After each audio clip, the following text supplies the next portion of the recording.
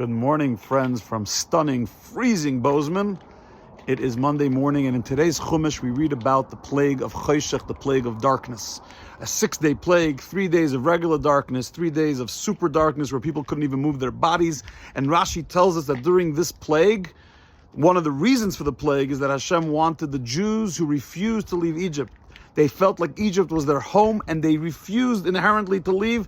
They died during the plague of darkness, and Hashem didn't want the Egyptians to see that and think that it's equal opportunity, that both Jews and non-Jews are both dying. But the Rebbe wonders, the idolaters, many of the Jews in Egypt were idolaters. They did have the opportunity to leave Mitzrayim, to leave Egypt. But just the people who didn't believe and didn't want to leave, they were not allowed out.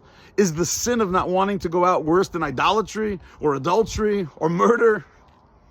Says the Rebbe something very powerful, and it relates to Yom Kippur. On Yom Kippur, we have a rule, Ein kateger nasas haneger. The prosecutor cannot become the lawyer, which means Yom Kippur can atone for every sin, but even Rebbe, the great sage in the Talmud and Yuma, recognizes that there's one sin that it can't atone for, and that is the sin of breaking Yom Kippur. And the logic, according to Chassidus, is as follows.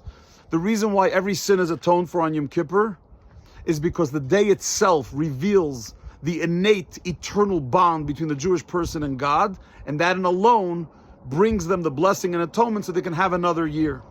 But if you're not recognizing Yom Kippur, you don't even recognize the day because you're breaking the rules of the day, then the day can't protect you.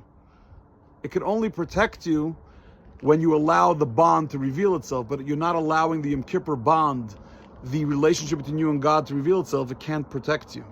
Similarly, says the Rebbe, when the Jews were going to leave Egypt, Yetzias Mitzrayim, the Jews didn't deserve redemption. They got redemption because of God's benevolence and His kindness. Ki le'olam chazdei. And what happened at Yetzias Mitzrayim was a revelation of that innate bond between Hashem and the Jewish people.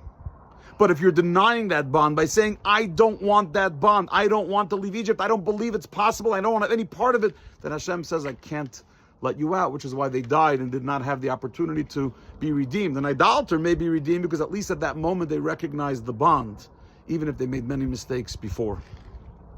The good news is that that was all by Mitzrayim. But as Avram Fried said in his famous song, No Jew Will Be Left Behind, that with the Gula Amitis Vashlema, the ultimate and complete redemption that we wait for with the coming of Mashiach, there is no such thing. Every single one of Klal Yisrael, every member of our people, no matter where they are or what they're up to, will leave this galus, this terrible exile, and come with us to Eretz Yisrael. May it be speedily in our days. Amen. Have a stupendous day.